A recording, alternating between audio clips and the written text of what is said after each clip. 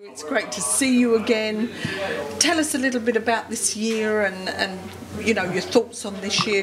Jeff has just been in and said that he just wants to back off for a while. He just wants to see, he wants to play a tournament here and there and not be in the States. He's moved back with his children. He said it's so easy to get caught in that kind of bubble, and he just wants to stand back and play a few different events in different places and just get that feel back that he knows he's got. Yep. What are your plans? Are you thinking down those lines as well? Yeah, I think I'm a step ahead of him because I only played 8 events last year. Yeah. And we briefly spoke this morning. I think we're sort of on the same page as far as, you know, I've done it just slightly longer than Jeff, but both of us over 20 years. And, you know, the commitment to play professional golf is 365 days and, you know, it's non-stop. And, you know, after that long, it's, you know, when you're a young kid, it's not a sacrifice, nothing, you know, you choose golf every single time. And I was still choosing golf, but I didn't like that I was choosing golf over some life events. And so last year, wound back my schedule, spent, you know, a ton more time in Australia. I had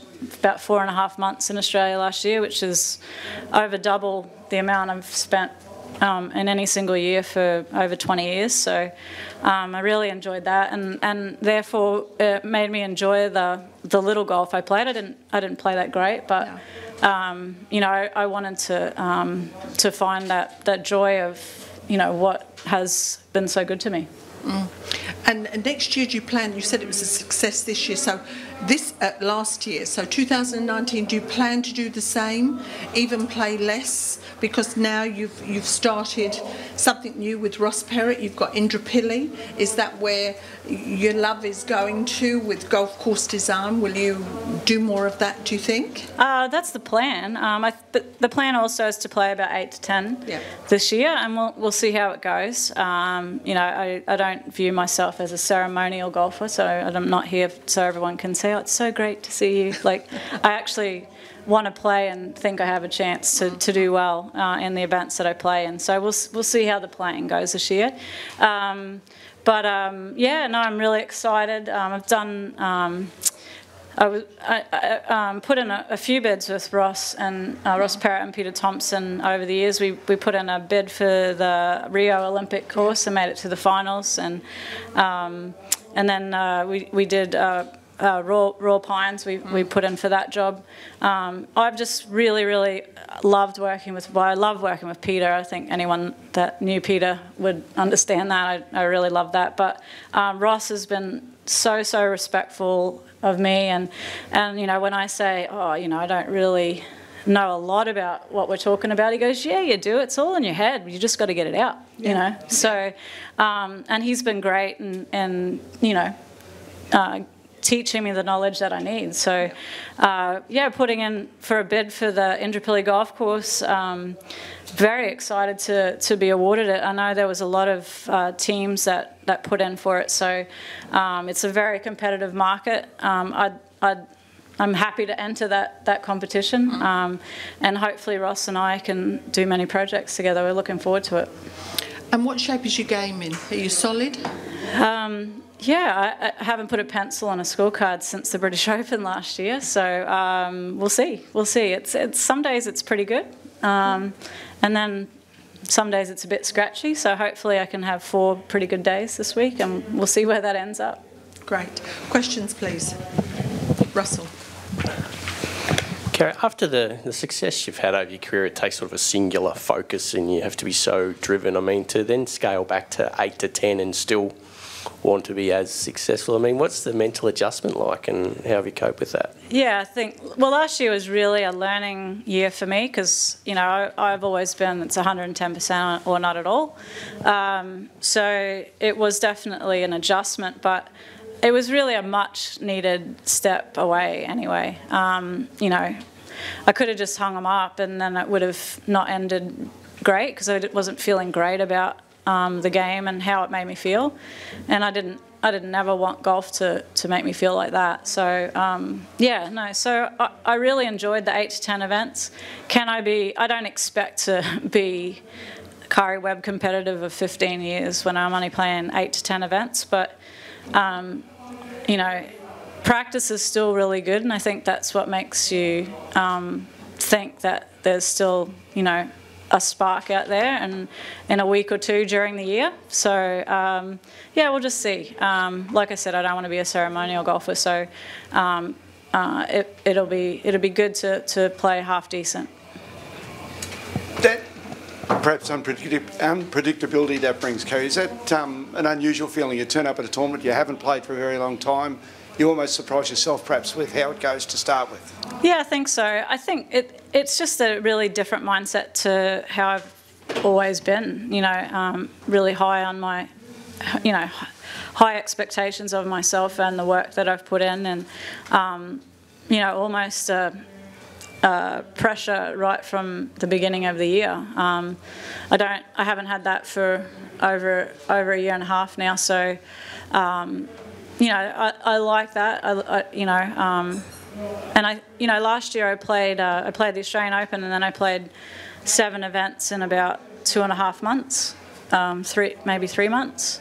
So in essence, you know, for that block, I was back on tour, but towards the end of it, I was ready to stop grinding, and so that's when I know I made the right decision to play part time, and you know, I feel fortunate that my career's been so good to me that I can choose to wind my career down slowly, rather than, you know, a lot of athletes are forced out because either they're going to be cut from the team or their bodies, you know, not allowing them to play their sport anymore, or they're a step slower or whatever.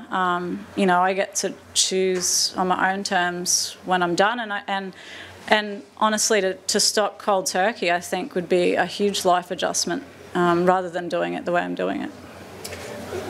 With the LPGA coming on board this year, this being a full event, can you talk a bit about the life-changing nature it could be for a young Australian or a European player to win here and then get the tour card? Yeah.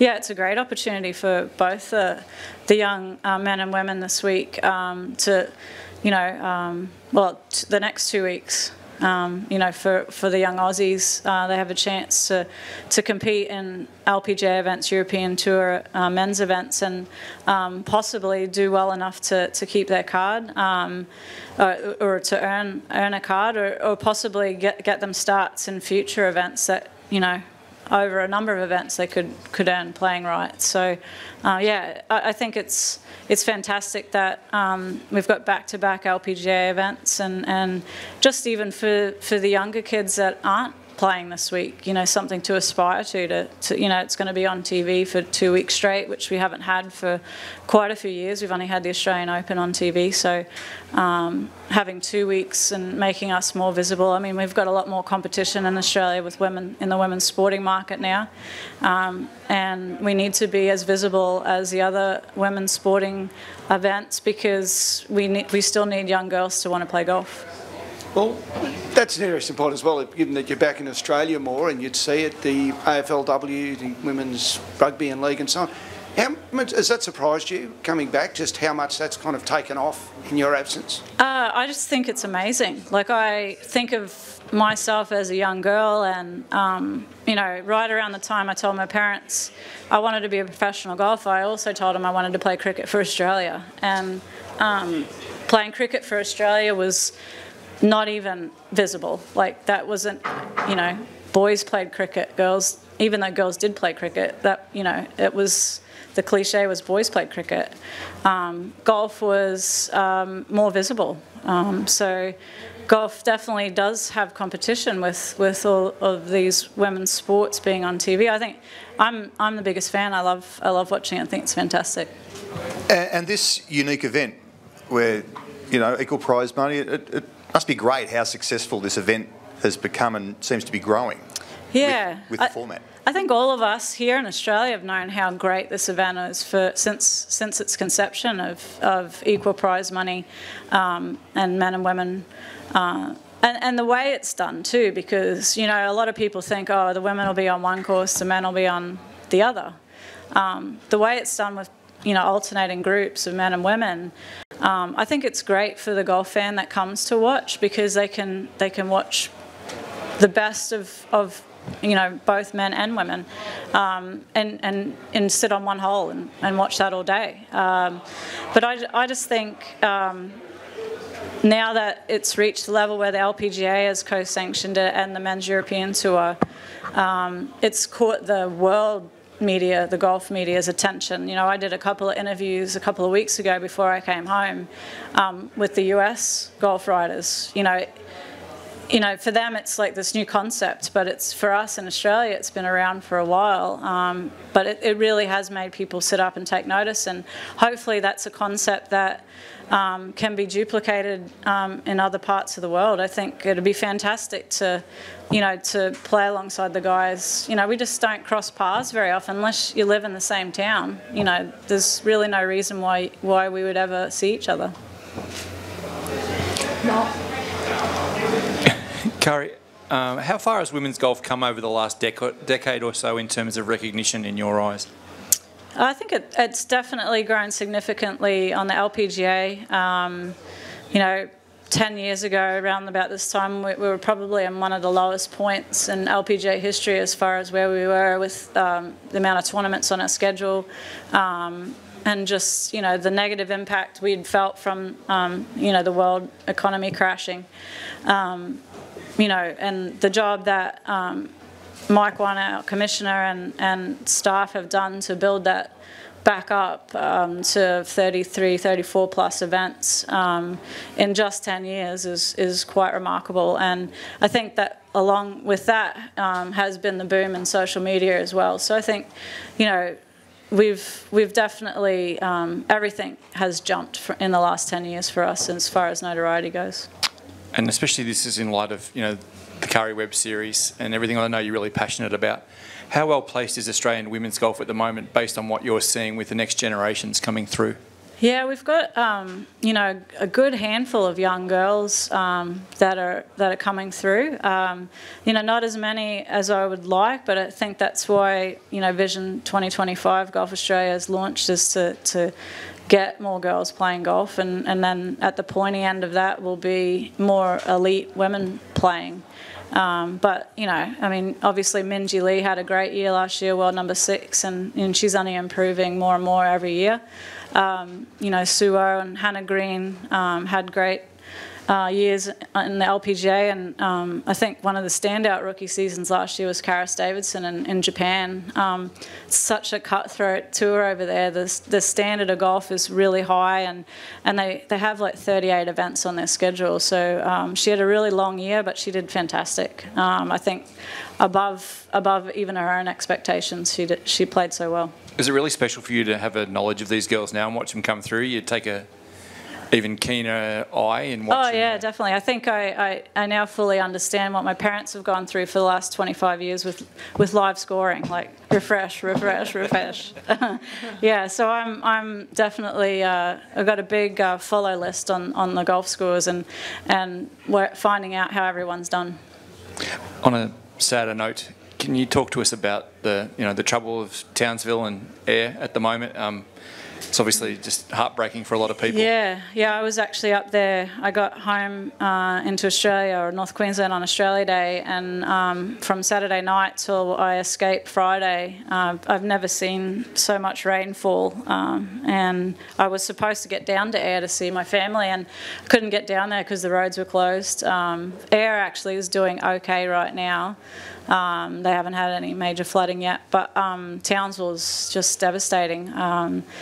Where there's water, I mean, there's areas in Townsville that, you know, I mean, they get flooding on a high tide, so you know those areas were probably going to get flooded, but just, you know, I mean, the one picture that blew me away was the makeshift boat ramp, which was in the middle of a major road, you know, and they're backing their little tinnies in to go and help people that are stranded with all the floodwater. It's just, I can't even imagine it.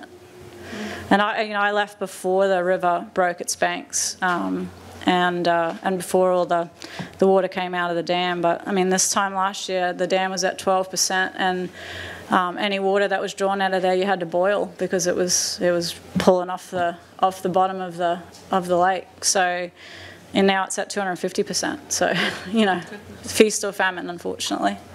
Goodness, dreadful, dreadful. Any more questions, ladies and gentlemen? No, thank you. As always, thank you. Yeah, cheers, guys. Thank you. Thank you.